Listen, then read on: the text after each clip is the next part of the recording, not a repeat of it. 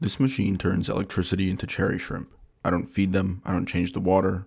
I top off what evaporates, and that's it. The lights are on a timer. The pump runs 24/7. Altogether, it pulls less power than a laptop, and yet, it's making animals. Not just red cherry shrimp either, blue ones too. All the plants you see, underwater and above it. And mystery snails.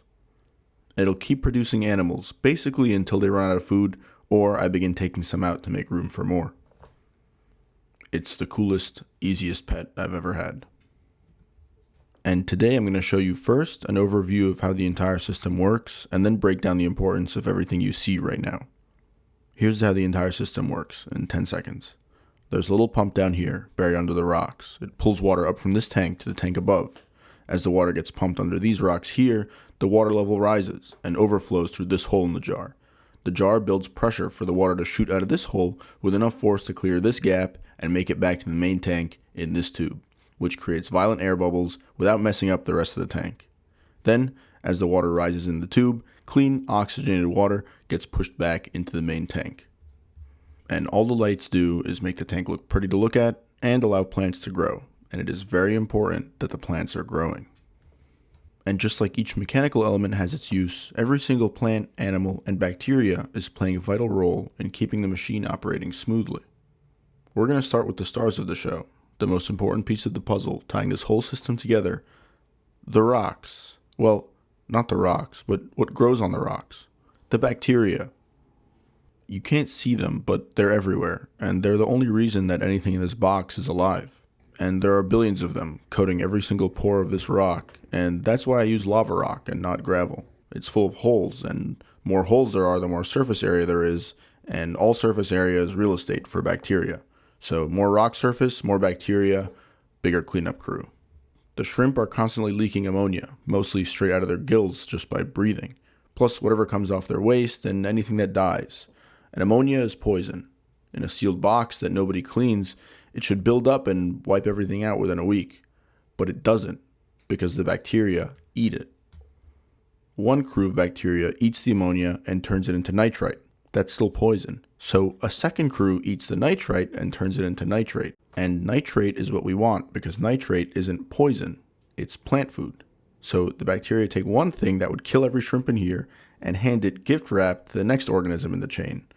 But here's what I didn't really know before making this video, is that the plants aren't doing all the same job. Each one functions as a different organ in the system. The big ones on top with the leaves sticking out, those are the kidneys. A plant breathing open air isn't starved for CO2 like the underwater ones, so it grows a lot faster and drinks nitrate the fastest. That emergent layer up top is pulling more waste out of the water than any of the other plants in the tank. We can think of the plants under the water as lungs. In the daylight, they're the ones putting oxygen back into the water itself, just like the microscopic algae we can't see. But fundamentally, every single leaf is running the same trick. It pulls nitrate and CO2 out of the water and turns it into more plant, more green stuff, grown out of pollution and gas. And then, somebody eats it. This is what they do, all day, every day. The shrimp walk around picking at every surface in the tank, grazing the film off the moss, off the glass, off the rocks. They're eating algae, bacteria, and microscopic plants. The exact film that the bacteria and the plants have been growing this whole time. I guess these shrimp are kind of less like a pet cat and more like having a sheep farm. And they just graze the pasture all day, and the pasture just grows itself. And essentially this is how the loop closes.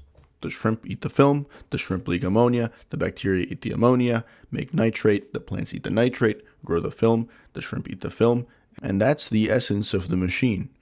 But hold on, if all I'm adding in is light, then how are more animals coming out? Where's that matter coming from? Well, I have to amend my earlier statement. All I add on purpose is electricity, the pumps and the lights, but secretly, the system is pulling matter out of the air to build itself. Whenever there's light hitting them, these plants are pulling CO2 out of the air or out of the water, ripping it apart, keeping the carbon, and breathing the oxygen back out, which conveniently is the exact same oxygen me and the shrimp are both breathing. And they use that carbon to build cells, leaves, and roots. And that's what I kind of struggle to wrap my head around, is that a plant isn't made out of the soil or the water, it's mostly made of air. Like the tree outside your window is by weight mostly air, or at least stuff that was once air. So if we follow the carbon, it starts as a gas floating in my apartment. A leaf grabs it and turns it into solid green. The film grows over the rock. A shrimp walks over, scrapes the film off and eats it, and the shrimp uses that carbon to build a bigger shrimp, to build eggs, and then to build, infinity shrimp. And so that's where the new animals are coming from. I guess that means my machine isn't turning electricity into shrimp, it's turning thin air into shrimp, which I think is even cooler. All the lights in the pump are doing is letting nature do what it wants to. And so all we've done is copy what the Earth has been doing for billions of years in a little box on my mantle.